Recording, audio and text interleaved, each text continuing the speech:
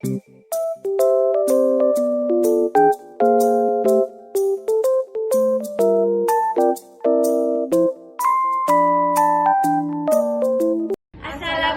warahmatullahi wabarakatuh. Kami dari kelompok 4 ingin mempresentasikan tentang dakwah beriman kepada Allah. Alhamdulillahirabbil alamin. Asyhadu an la ilaha illallahul malikul haqqul mubin. Wa asyhadu anna Muhammadan abduhu wa rasuluh. Shadiqul wa'dil amin.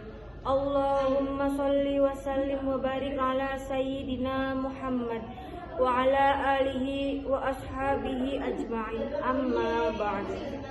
Segala puji bagi Allah yang menguasai seluruh alam, yang memberikan kesehatan kepada kita semua sehingga kita dapat hadir pada tempat yang berbahagia ini. Dan tak lupa pula sholawat dan salam semoga kita tetap dilimpahkan kepada seorang nabi yang tidak akan ada nabi sesudahnya, yaitu Nabi Muhammad SAW, dan kepada keluarga dan sahabatnya sekalian. Bismillahirrahmanirrahim. Ya ayyuhalladzina aminu billahi wa rasulihi wal kitabil ladzi nazzala ala rasulihi wal kitabil ladzi anzala min qabl wa may yakfur billahi wa malaikatihi wa kutubihi wa rusulihi wal yawmil akhir faqad dhalalan ba'ida. Shadaqallahul azim. Artinya, wahai orang yang beriman, berimanlah kamu kepada Allah, Rasulnya Muhammad SAW, kitab yang diturunkan kepada Rasulnya dan kitab yang telah diturunkan sebelumnya. Barang siapa kafir tidak beriman kepada Allah, malaikatnya, kitab-kitabnya, rasul-rasulnya, dan hari akhirat, maka sesungguhnya orang itu sangat jauh tersesat. Iman adalah membenarkan dengan hati, mengucapkan dengan lisan, dan memperbuat dengan anggota badan. Iman kepada Allah itu meyakini dengan sepenuh hati bahwa Allah Subhanahu wa Ta'ala itu ada.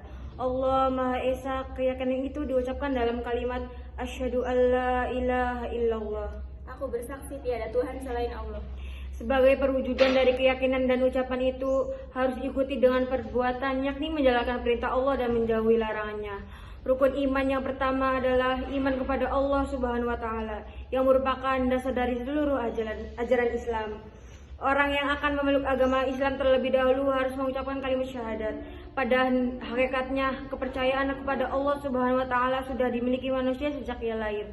Bahkan manusia telah menyatakan keimanannya kepada Allah Subhanahu wa Ta'ala sejak ia berada di alam arwah. Para hadirin sekalian, manusia memiliki kecenderungan untuk berlindung kepada sesuatu yang maha kuasa. Yang maha kuasa itu adalah zat yang mengatur alam semesta ini. Zat yang mengatur alam semesta ini sudah pasti berada di atas segalanya. Akal sehat tidak akan menerima jika alam semesta yang sangat luas dan teramat rumit ini diatur oleh zat yang kemampuannya terbatas. Sekalipun manusia sekarang ini sudah dapat menciptakan teknologi yang sangat canggih, namun manusia tidak dapat mengatur alam raya ini dengan kecanggihan teknologinya. Manusia tidak akan dapat menghentikan barang sedetik pun bumi untuk berputar. Zat Allah adalah sesuatu yang gaib. Akal manusia tidak mungkin dapat memikirkan zat Allah. Oleh sebab itu, mengenai adanya Allah Subhanahu wa Ta'ala, kita harus yakin dan puas dengan apa yang telah dijelaskan Allah Subhanahu wa Ta'ala melalui firman-firman-Nya dan bukti-bukti berupa adanya alam semesta ini. Ketika Rasulullah SAW mendapat kabar tentang adanya sekelompok orang yang berusaha memikirkan dan mencari hakikat dari zat Allah, maka beliau melarang mereka untuk melakukan hal itu. Para hadirin sekalian, iman kepada Allah Subhanahu wa Ta'ala merupakan pokok dari seluruh iman yang tergabung dalam rukun iman. Karena iman kepada Allah Subhanahu wa Ta'ala merupakan pokok dari keimanan yang lain, maka keimanan kepada Allah Subhanahu wa Ta'ala harus tertanam dengan benar kepada diri seseorang. Sebab jika iman kepada Allah Subhanahu wa Ta'ala tidak tertanam dengan benar, maka ketidakbenaran ini akan berlanjut kepada keimanan yang lain, seperti iman kepada malaikat-malaikatnya, kitab-kitabnya, rasul-rasulnya, hari kiamat, serta qada dan qadarnya. Dan pada akhirnya akan merusak ibadah seorang secara keseluruhan. Di masyarakat tidak jarang kita jumpai cara-cara beribadah seseorang yang tidak sesuai dengan ajaran Islam, padahal orang tersebut mengaku beragama Islam. Maka dari itu, marilah kita semua beriman kepada Allah dengan sebenar-benarnya iman supaya kita selamat dunia akhirat. Saya rasa ini yang dapat saya sampaikan. Lebih dan kurangnya saya minta maaf. Saya akhiri dengan salam. Wassalamualaikum warahmatullahi wabarakatuh.